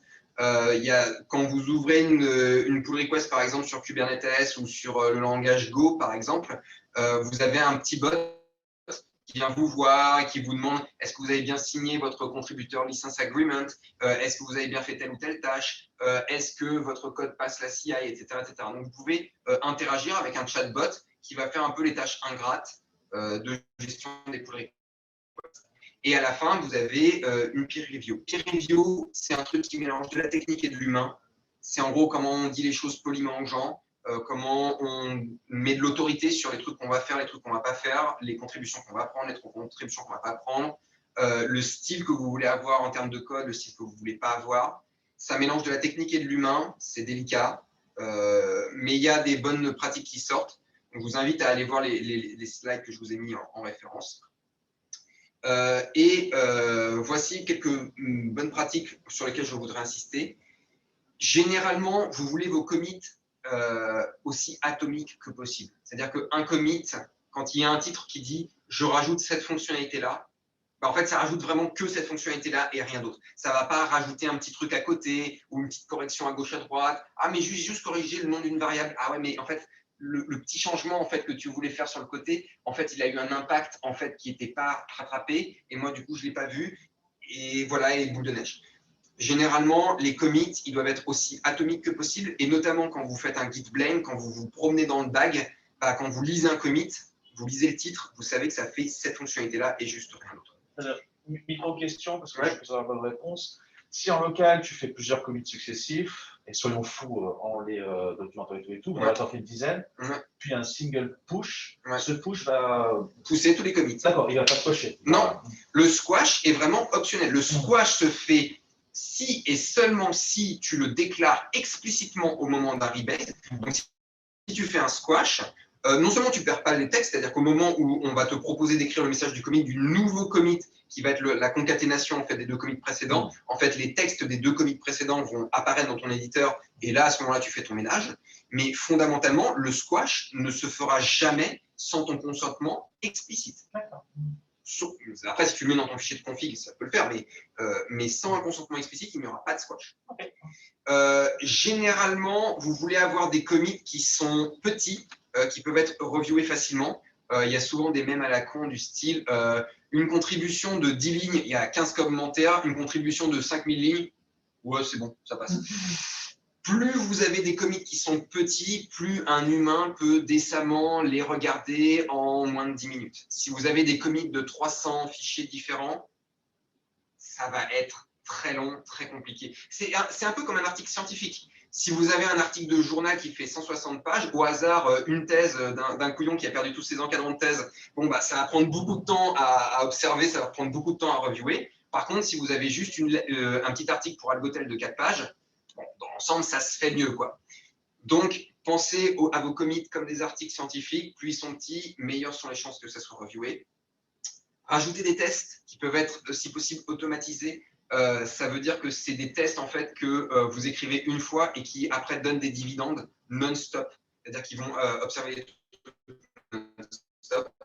Et enfin, la règle d'or, je te regarde, je sens que tu as déjà plein d'idées qui te traversent l'esprit. Quand une histoire est publiée, on ne la révise pas. L'histoire qui est partagée, elle est écrite. ne pousse pas sur master. Si tu as partagé des commits, que tu rebases, que tu squashes des trucs et que tu réécris l'histoire et que tu pousses sur le même commit et que les gens après tirent master et se retrouvent en fait avec un commit qui n'était pas conforme à leur histoire en local, ça va foutre en l'air complètement tout leur projet. Il ne faut absolument pas faire ça. Bah, il reclone. Fabien, je veux être ton Jiminy Cricket. À un moment, tu vas avoir un push master-F qui va apparaître dans tes yeux. Je veux être lance sur ton épaule gauche. Ne fais pas ça. Il y a d'autres options. Git est vraiment très flexible. Ne fais pas ça. Des gens vont être blessés. Ne le fais pas. Git te permet de faire ça. Mais c'est la seule truc. C'est vraiment le seul truc du code de la route. C'est genre, ne grille pas un feu rouge, ne roule pas à contresens. Bon, peut-être mauvais exemple. Mais le point essentiel, c'est ne fais pas ça. Ne pousse pas sur master en dur si des gens ont déjà récupéré leur truc. Tu veux dire, c'est comme grille un feu rouge à vélo. Si une histoire a été committée, ne la réécris pas. C'est-à-dire que si le commit est disponible en open bar, des gens vont peut-être placer leur travail par-dessus, vont écrire des commits par-dessus. Et comme c'est un DAG, si tu enlèves ce nœud du DAG, bah en fait, tout leur graphe s'effondre. Mais blague à part, un truc que je vais rentrer dans ta remarque, quand tu fais un push, tu réécris pas l'histoire. Quand tu fais un push, tu ne réécris pas l'histoire parce que tu ajoutes à l'histoire. Mais quand tu fais un changement en local, imaginons que j'ai un dépôt Git, je fais plein de changements locaux, mais j'ai l'idée saugrenue, en fait, la branche master, il y a 5000 commits dedans, on va tout squash en un seul commit. Et on va pousser en dur sur le master à distance, c'est le master de référence. On va réécrire toute l'histoire et transformer 5000 commits en un commit. Tu pètes tous tes contributeurs. Ça, moi je vois ça parce que moi je travaille en release et ça veut dire que toutes tes releases vont disparaître. Elles ne vont pas disparaître parce qu'elles pointeront toujours vers un commit en particulier. Ah, alors c'est bon. Fabien, le commit ne va pas être effacé, c'est-à-dire que le commit existe toujours dans le dépôt de Git. Donc, il existe toujours quelque part, mais il existe sous forme de hash. Il n'existe plus sous forme de branche. Et comme il n'existe plus sur une histoire continue qui part d'un point A à un point B, c'est un nœud isolé qui est perdu dans l'éther. Et donc, si les gens se basaient là-dessus, bah, ça fout en l'air toute leur histoire. Donc, s'il y a un seul truc que je vous interdis de faire, c'est de réécrire l'histoire et de la pousser vers en gros, ce que tu dis, c'est que si tu veux faire du squash, des machins comme ça, tu fais ça sur ta petite histoire locale. Ah, ça, on s'en fout. Donc, imaginons, voilà, je bosse sur une branche, je fais un certain nombre de commits, etc. Au bout d'un moment, je me dis que bon, mes 20 commits où j'ai fait un truc, puis je l'ai défait, puis je l'ai refait, puis j'ai écrit 30 fois la même fonction avec 30 versions différentes. En fait, tout le monde s'en fout et les gens veulent juste la version finale de la fonction. Je squash tout ça chez moi tranquillement. Pas de souci. Ensuite, je push. Et personne n'en saura rien. Et ce qui s'est passé sur mon ordinateur restera sur mon ordinateur. Voilà. Et alors, ça, vous pouvez réécrire l'histoire. C'est open bar complet quand vous êtes en local. Quand vous êtes sur une branche de feature, une branche de pull request, et que vous voulez réécrire l'histoire aussi, faire des rebases, des squash, encore une fois, si c'est sur une branche de pull request, c'est pas si grave. Parce qu'en gros, c'est vous qui travaillez dessus. Et éventuellement, si c'est juste vous qui travaillez dessus, c'est pas trop grave. Par contre, si des gens voulaient faire des pull requests sur votre pull request, parce que typiquement, vous travaillez à plusieurs, et il y a en gros une pull request de référence et plusieurs personnes qui travaillent dessus, si vous faites un push-F et que vous avez réécrit l'histoire, que vous l'avez squashé et que d'autres personnes, en fait, avaient une pull request à faire sur votre pull request à vous et que l'histoire a été réécrite, leur changement s'effondre.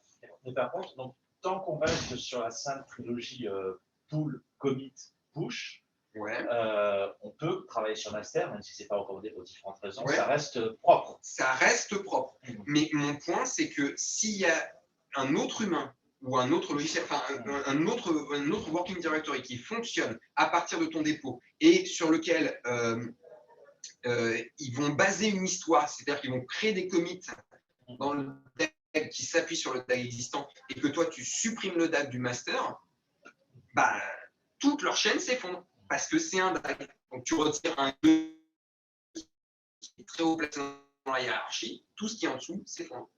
Alors, ça ne va pas s'effondrer. Si le hash existe encore, ça va essayer de se rebuild, mais le pointeur de master va être corrompu parce qu'il y aura peut-être une histoire qui est contradictoire, donc il y aura des conflits dans tous les coins. Ça va être moche. Donc, de préférence, ne le faites pas. Je l'ai mis en majuscule et je l'ai mis 2 fois. Don't do that, seriously, do not do that. Voilà. On sent du vécu. Alors, ouais, c'est du vécu parce que, en fait, ça peut arriver que des gens qui travaillent dans des projets de recherche et qui sont un peu débutants avec Git et qui sont vraiment dans l'optique Git master push pull, il y a un truc que j'ai pas compris, il y a Git à un moment j'ai pas fait un pull, allez push-f, on s'en fout, vas-y, roule Josiane. Pour celui qui était à côté, ça se passe pas trop bien. Je veux pas vous presser. Excusez-moi de vous interrompre dans l'envolée lyrique, mais ça fait un quart d'heure qu'on parle de ce don de Douzat et Fabien saura prendre ses décisions comme un grand. Est-ce que tu avais d'autres choses à présenter? Parce que moi, j'ai un autre meeting là qui débute. Non, on arrive à la fin. Il y avait juste une référence de Git for Teams qui est une bonne référence en fait que vous pouvez utiliser. Qui prédit dans Git, qui prédit en fait comment faire de la revue avec des débutants, qui vous dit en fait comment bloquer certaines branches, c'est-à-dire faire en sorte que certaines branches master soient bloquées par GitHub ou par GitLab pour verrouiller et faire en sorte que ça soit pas possible de pousser directement sur master et qu'il soit obligatoire de passer par des mécanismes de pull request avec des revues. Vous pouvez également mettre des verrouillages sur certaines branches de telle sorte que si la CI ne passe pas, le merge n'est pas possible. Vous pouvez faire en sorte d'obliger le rebase, c'est-à-dire de faire en sorte que si la branche n'est pas rebase sur master, il n'est pas possible de merger aussi. Toutes ces fonctionnalités-là sont disponibles dans GitHub et vous permettent de verrouiller votre fonctionnement, même si vous êtes avec des contributeurs débutants. Et sinon, à part ça, ma présentation est finie. Si vous avez des questions, n'hésitez pas. C'est vraiment le truc sur lequel je voulais insister parce que c'est le seul truc qui peut vraiment foutre en l'air le travail des gens. Tout le reste, Git peut réparer, on peut toujours faire de la chirurgie, mais si vous foutez en l'air une histoire, c'est vraiment le seul truc qui est vraiment très, très, très difficilement rattrapable. Et là, il faut aller dans le reflow. Est-ce que vous avez des questions? Pour moi, c'est bon, mais j'ai appris plein de trucs, donc merci beaucoup. J'en ai une micro par rapport à ce que tu as dit juste à la fin. Ouais. Push-F, c'est un truc qui réécrit l'histoire? Je ne savais pas ça. Push-F, F, c'est pour force. C'est-à-dire, l'histoire de ma branche, c'est X. Maintenant, c'est ton histoire aussi. Le -F, ça veut dire master, maintenant, il a cette histoire. Donc, c'est-à-dire que depuis le commit initial jusqu'au commit qui est pointé par master sur mon dépôt local, maintenant, je dis master chez toi, c'est ça. C'était pas compatible, -F. Et là, ça force. C'est pour ça que le -F est extrêmement puissant, mais si potentiellement tu pousses un truc qui n'est pas appréciable, ça fout en l'air. D'accord, mais c'est ça que je n'avais pas compris. Je pensais que ça altérait juste dans les commits. Non, ça veut dire que notamment si tu avais par exemple 3 commits sur master à partir de ton dépôt à toi et que toi tu veux juste pousser ton master local et que tu fais un -F, en fait ça va dire master maintenant ça pointe vers ce commit-là avec ce hash-là. Fondamentalement, pour Git, tous vos commits, c'est des clés avec une valeur. C'est un grand dictionnaire Git avec à chaque fois votre hash qui pointe vers un commit. Et donc, fondamentalement, si tu dis master maintenant, c'est ça, OK. Un autre truc que j'ai précisé, que les débutants font souvent, Git est très efficace pour gérer des fichiers texte, pour gérer des trucs qui se comprennent bien. Ce n'est absolument pas fait pour des fichiers binaires.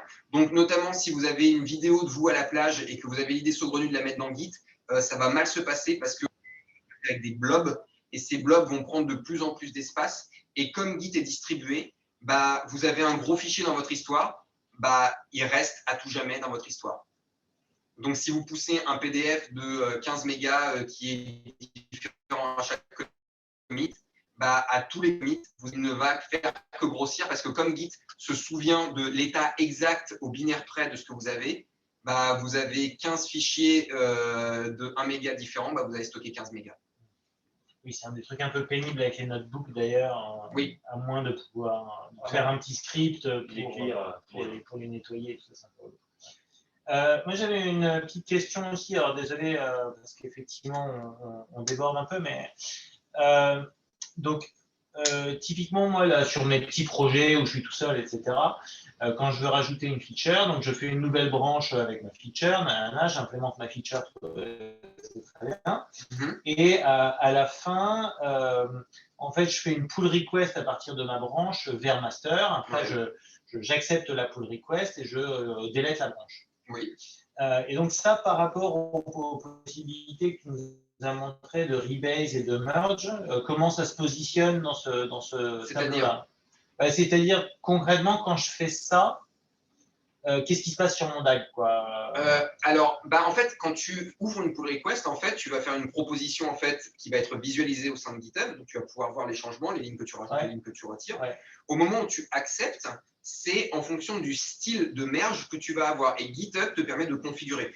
Tu peux avoir par défaut, alors la solution par défaut quand tu fais un merge et que tu ne configures rien, c'est du rebase. Non, c'est un merge justement. C'est un merge, ok. Justement un merge. Donc tu vas avoir un commit qui va être un merge commit, qui va être la combinaison en fait de un commit sur ta branche master et de un commit sur la branche en fait que tu viens de proposer. Et donc ce commit là en fait a deux parents dans le DAG qui correspondent en fait à master et à ta branche à toi. D'accord.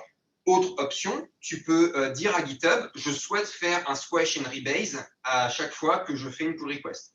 Donc là, GitHub va pouvoir le faire et donc ce qui va avoir pour effet de prendre en fait le titre de ta merge request, dire en fait le titre de la merge request, c'est le nom du commit. Tu peux avoir 60 commits, on s'en fout, ils vont tous être squashés dans un seul et même texte. Et au moment où tu cliques sur le bouton, il va te proposer d'écrire le par-dessus sur la branche master. D'accord. Et donc concrètement, donc là, imaginons donc, que j'ai les réglages par défaut et que ça, dans ces cas-là, ça fait merge. Concrètement, donc quand je merge ma pull request et qu'après je dis delete branche, tout ce que ça fait en fait, c'est que ça enlève l'étiquette ma branche Toto, mais mon DAG, ça reste un truc. Exactement ça. Ça reste un truc avec deux branches qui se rejoignent au moment du merge. C'est exactement ça. Ça a enlevé l'étiquette en fait. Une branche, c'est un pointeur vers un commit. C'est clair. Donc c'est pour ça que ajouter une branche, en supprimer une, c'est super rapide dans Git parce que ce n'est qu'un pointeur vers un commit. Donc vraiment, quand vous êtes dans Git, visualisez-le. Visualisez votre travail, visualisez votre DAG. Plus vous allez le visualiser, plus en fait les workflows GitHub vont vous paraître simples, naturels, efficaces, rapides et facilement échangeables avec d'autres personnes. Plus vous êtes dans une incompréhension de GitHub, plus vous allez être tenté de faire plein de commandes que vous connaissez, avec lesquelles vous êtes à l'aise, mais qui ne vont pas forcément être très compatibles avec d'autres. D'accord. Là, je suis en train de visualiser sur mon. Alors, moi, le logiciel que j'utilise pour GitHub, c'est un truc genre GitHub Windows ou un truc comme ça, un truc vraiment très, très simple. Et du coup, une fois que j'ai fait mon merge là, si je regarde l'historique de mes commits, donc du coup sur master, je crois qu'en fait, il m'affiche en plus récent les commits qui étaient en fait sur ma branche de développement de feature, quoi. Et après, comme plus ancien, les vieux commits. Parce que c'est un DAG en fait qui se suit. Et notamment, au moment où vous faites le rebase, il faut vraiment bien comprendre que le rebase, essayez un jour d'être sur une branche et de faire git rebase-i, et vous allez avoir un éditeur qui va s'ouvrir et dans lequel vous allez pouvoir faire énormément de choses, notamment prendre des commits tels quels, les réécrire, changer leur ordre, supprimer des commits.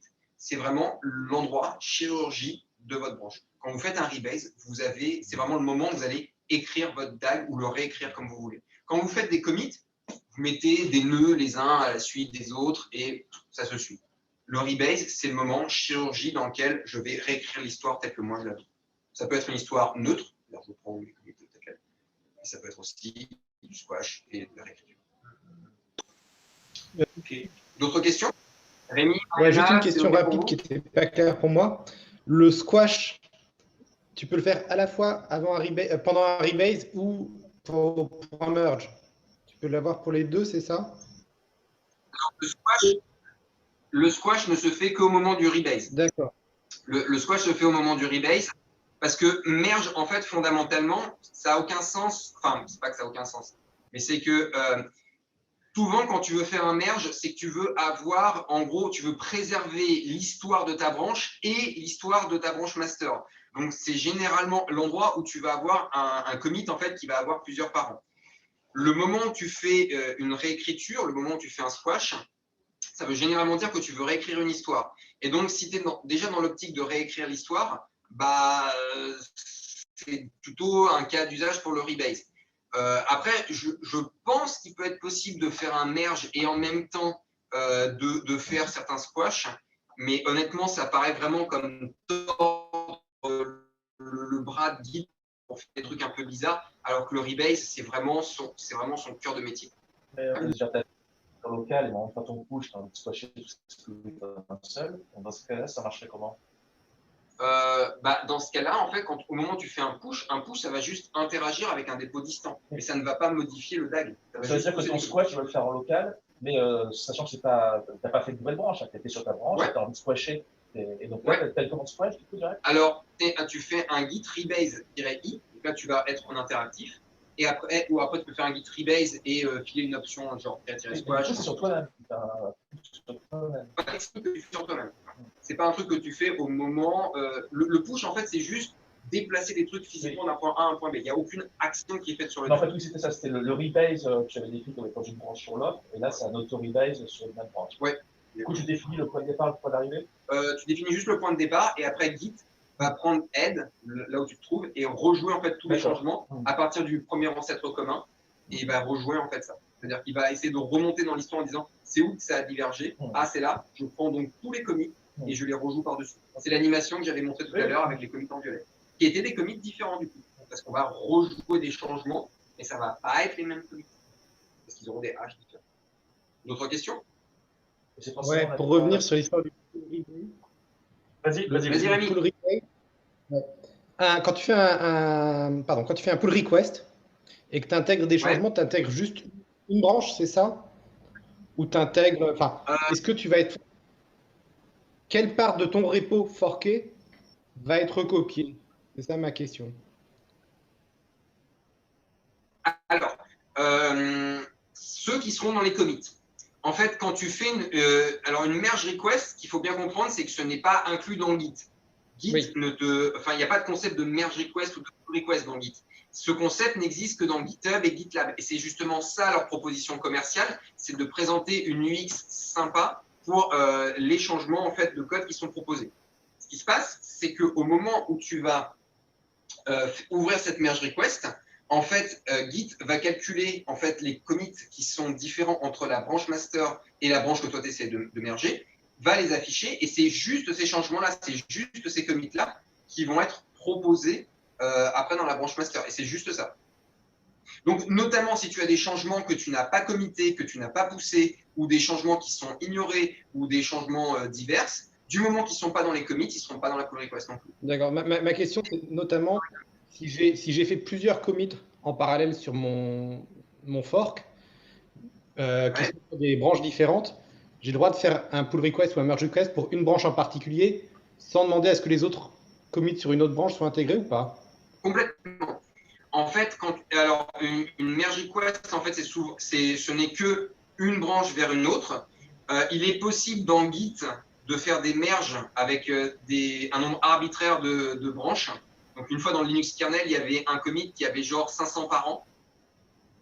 C'est valide, c'est un DAG, c'est un nœud qui a 500 par an, mais c'est valide. Dans GitHub, ce n'est pas ça. Dans GitHub, c'est une branche c'est deux branches en fait qui fusionnent dans une seule, d'où le nom de merge. Et là, typiquement, tu n'auras qu'une seule branche, tu n'en auras pas d'autres. Et donc, notamment, si tu as des changements qui sont sur d'autres branches en parallèle, ils ne seront pas inclus dans celle-ci. Il faudra que tu ouvres une autre merge request, une autre proposition pour après éventuellement les merger. Mais donc, l'état des repos Git entre le principal et la fork, ils peuvent être dans des états entre guillemets non compatibles, où il y en a. Complètement. C'est la compatibilité entre les deux à un instant T qui me paraît floue par moment, où j'ai l'impression qu'ils peuvent être vraiment en train de diverger, avec juste des convergences locales au moment des pull requests. Ah, mais c'est complètement ça. C'est pour ça que les conflits existent. C'est-à-dire que l'énorme valeur ajoutée de Git, c'est de pouvoir résoudre des conflits entre des versions différentes, avec des acteurs différents, qui ont des pensées différentes sur ce que devrait être le code. Donc c'est justement ça, la killer feature de Git, c'est justement de pouvoir offrir cette réconciliation. Et notamment du fait que c'est distribué, les conflits arriveront. Et justement, Git est justement conçu pour gérer ces conflits-là et t'offrir des mécanismes de réconciliation. Et c'est aussi pour ça qu'il faut absolument avoir des suites de tests, parce que si j'ai une connerie, mais imaginons par exemple que moi je suis sur du code Python et je change des trucs dans la classe maman et toi tu changes des trucs dans la classe Fifi et qui font que, enfin moi je change par exemple la signature d'une fonction dans la classe maman et toi tu changes la classe Fifi pour faire des trucs. Techniquement, du point de vue de Git, il n'y a pas de conflit, mais notre code, à la fin, il va être complètement cassé et il n'y a plus aucun test qui va marcher. Donc ça, c'est pas Git qui va te le détecter, c'est le fait d'avoir des suites de tests. Oui. Alors, Git peut t'offrir des fonctionnalités au cas où tu as inclus des erreurs. Il y a une commande qui s'appelle Git bisect qui te trouver en fait, le commit qui fait casser une commande. Donc, si tu as une commande de test, genre make test, qui va juste exécuter des trucs et qui retourne 0 sur un commit, qui retourne 0 sur un autre commit, mais il y en a un autre sur lequel ça retourne 1, en fait, par recherche par bisection, c'est-à-dire en gros, il va essayer de trouver le moment où le commit arrive pour la première fois et où ça casse pour la première fois. Bah, Git bisect va te permettre de trouver le commit qui inclut en fait cette différence et cette incompatibilité. Le moment où ça casse, quoi. Mariana, est-ce que tu as des questions? Non. C'est bon pour moi. Désolée, je suis arrivée un peu en retard, donc je sais pas trop. Je sais pas si l'intro, donc si c'est possible d'avoir juste les slides, ça sera sympa. Alors, il y aura les slides et il y a de nombreux liens dans les slides. Donc, même si tu n'as pas forcément suivi toutes les explications en live, il y a de nombreux tutoriaux interactifs dans lesquels tu vas pouvoir apprendre à gérer les guides branches. C'est disponible en plusieurs langues également. Donc voilà, tous les liens seront disponibles après dans les cours. C'est très intéressant. En fait, je travaille dans la blockchain et le fait d'avoir le hash, voilà, de l'immutabilité, donc le fait que son supprime le nœud pair, effectivement, le nœud fille vont être supprimés également. C'est un peu similaire, donc c'était sympa de voir. C'est les mêmes constructions et c'est les mêmes tags en fait, c'est les mêmes idées de hash en fait et c'est d'ailleurs le fait que ça soit des hash en fait qui offre la garantie de fiabilité du code, c'est-à-dire que si une personne essaye de modifier le code et d'inclure en fait une version foireuse de Git avec une backdoor par exemple, les hash ne vont pas matcher. Et comme c'est distribué, bah, en fait Git va tout de suite voir en fait qu'il y a des hash qui sont pas compatibles avec les autres et ça va envoyer une erreur. Donc Git permet aussi de se protéger contre des injections de code foireux et de commits en fait qui seraient pas propres et qui incluraient des backdoors en fait. La fiabilité du code est garantie en fait par ce DAG en fait qui se construit de hash en d'autres hash et sa nature distribuée. Merci. Micro. J'ai entendu parler de merge request et de pull request. Il y a une différence entre les deux? Il n'y en a pas vraiment. Une merge request, c'est qu'en gros, tu vas demander. Une pull request serait plus. En fait, c'est la même manière, mais vu en fait d'un angle ou d'un autre.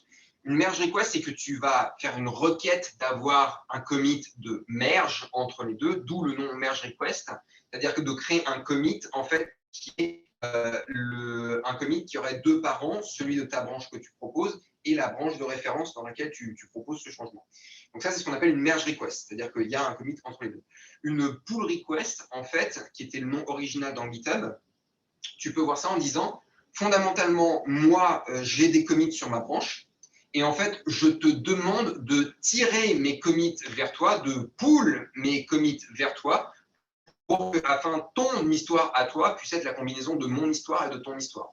Donc, c'est une pull request. Mais tu peux voir ça comme une merge ou comme un pull. En fait, c'est deux manières de voir la même chose. Sachant que l'histoire du master ne sera pas la même dans les deux cas. Non, l'histoire sera la même, c'est juste un pur nom commercial. Ce qu'il faut bien comprendre, c'est que merge request, c'était un nom qui était souvent utilisé par abus de langage parce que les gens parlaient de merge. Ils ne parlaient pas de pull, c'est-à-dire que quand tu avais une pull request dans GitHub, le bouton, à la fin, il y avait marqué merge dessus. Et donc, les gens ne se souvenaient pas en fait, du concept de pull parce qu'ils faisaient le pull en local. Et donc, ils parlaient tout le temps de merge par abus de langage. Et donc, le nom de merge request est resté. Et quand GitLab est sorti, bah, ils se sont dit, bon, les consommateurs, ils connaissent merge request, donc on va appeler ça une merge request. OK, c'est un pull d'une certaine manière, mais les utilisateurs, ils connaissent le nom de merge, donc on va utiliser ce terme. Mais fondamentalement, c'est le même principe. Et ce principe-là, j'insiste, n'existe pas dans ton Git local. Si tu cherches en local, tu vas trouver aucun truc de pull request ou de merge request. Tu vas trouver des fonctions de merge, des fonctions de pull, mais de merge request, c'est un truc qui a été créé par GitHub et GitLab pour offrir une jolie interface pour faire des revues de changement. Tout est clair? Il y a d'autres questions? Poser une dernière question un peu pratique. Et vas-y. Supposons que je suis en train de bosser sur 2 branches à la fois parce que je suis en train de faire 2 fixes et que Ouais. je saute un peu de l'une à l'autre sans avoir fini les modifications, donc sans avoir vraiment envie de faire des commits à proprement parler avant de swapper. C'est quoi la bonne façon de procéder? Tu en as plusieurs. Ça dépend un petit peu. Option numéro 1, tu peux faire un stash. Le stash te permet de facilement mettre des changements de côté, d'aller sur un commit qui te paraît plus propre et de faire des trucs à toi. Donc, le stash peut être une option. Option numéro 2, c'est que tu fais des commits partiels. Donc, tu fais un add-p et ça te permet en fait de juste committer les morceaux de code que tu le souhaites et de ne pas committer le reste et éventuellement de faire un reset ou d'effacer des trucs qui ne te plaisent pas. Donc ça, c'est les 2 grosses options. Généralement, moi, j'essaye vraiment de committer régulièrement, d'avoir plein de commits, de telle sorte que même si je me plante, au moins ça laisse une trace qui est facilement accessible. Mais ça va parfois à l'encontre de l'idée de committer d'avoir des commits atomiques sur les fonctionnalités. C'est-à-dire que des fois, je suis une ligne de code et j'ai pas envie de committer à ce moment-là. Et c'est là où c'est. Ça t'empêche de squasher après, tant que c'est des commits que tu n'as pas poussé. Tant que c'est des commits que tu n'as pas poussé ou des commits sur lesquels d'autres personnes ne vont pas baser leur travail, le commit, il est gratos, il ne coûte quasiment rien. Donc, du coup, tu peux committer autant que tu veux, ça laissera une trace. Tu n'as aucun premium à ne pas committer un truc. Au pire, tu le squashes. C'est ça. Pour moi, c'est au pire, l'utilité des commits après. Donc, quelqu'un, il faut squasher avant de pousser, c'est tout. Squasher, c'est vraiment un truc de style. C'est pour avoir une jolie histoire. Mais d'un point de vue purement DAG, Git pourrait très bien fonctionner avec 300 000 commits avec fixe écrit dedans. Git s'en fout. C'est justement super flexible. Le squash est vraiment un truc qui est esthétique à destination des humains pour simplifier l'histoire, pour la rendre plus linéaire et la rendre facilement reviewable. Ouais, mais je pense que je suis très sensible à la beauté de l'histoire. Alors, pour être sensible à la beauté de l'histoire, c'est une chose, mais c'est aussi facile de perdre du contenu. C'est-à-dire que si jamais tu ne vas pas committer un truc et que tu te gourres dans un stash ou que tu te gourres dans un checkout, tu vas perdre peut-être des changements qui t'ont mis genre 10 ou 20 minutes à trouver comment corriger un bug. Donc, mon point, c'est que tu n'as pas beaucoup de premium à ne pas committer un truc. Au pire, au moment de la merge request, tu peux toujours réécrire l'histoire avec un rebase. Et encore une fois, tes commits peuvent être atomiques d'un point de vue sémantique. C'est quoi le commit qui est en dessous? Mais fondamentalement, tu peux très bien avoir un truc qui est complètement atomique d'un point de vue sémantique au moment où tu merges, mais qui ne l'est pas au moment où tu construis tes changements. Tout à fait. Voilà. D'autres questions? Non, c'est bon pour moi. Ok. En tout cas, si vous en avez d'autres, n'hésitez pas à me contacter. Mon adresse email sera sur les slides. J'enverrai un export PDF à François tout à l'heure. Vous pouvez aussi m'envoyer vos questions. Je prends une bière contre tout unfuck de dépôt Git qui aurait été un peu trop maltraité. Et vraiment, mon dernier conseil, c'est visualiser autant que possible. N'apprenez pas des commandes bêtement. Visualisez, comprenez ce que vous êtes en train de faire et ne poussez jamais sur master si d'autres personnes vont réutiliser l'histoire qui est derrière. Poussez-moi ça. Non, le tiret F, gros pouvoir, grosse responsabilité. C'est le seul truc qui peut vraiment foutre en l'air un truc. Donc vraiment, c'est pour ça que c'est un peu la drogue, c'est mal ou un truc comme ça, avec un truc un peu moralisateur. Le tiret F, ça peut vraiment foutre en l'air du travail d'autres personnes. Donc soyez vraiment très conscients de ce que vous faites.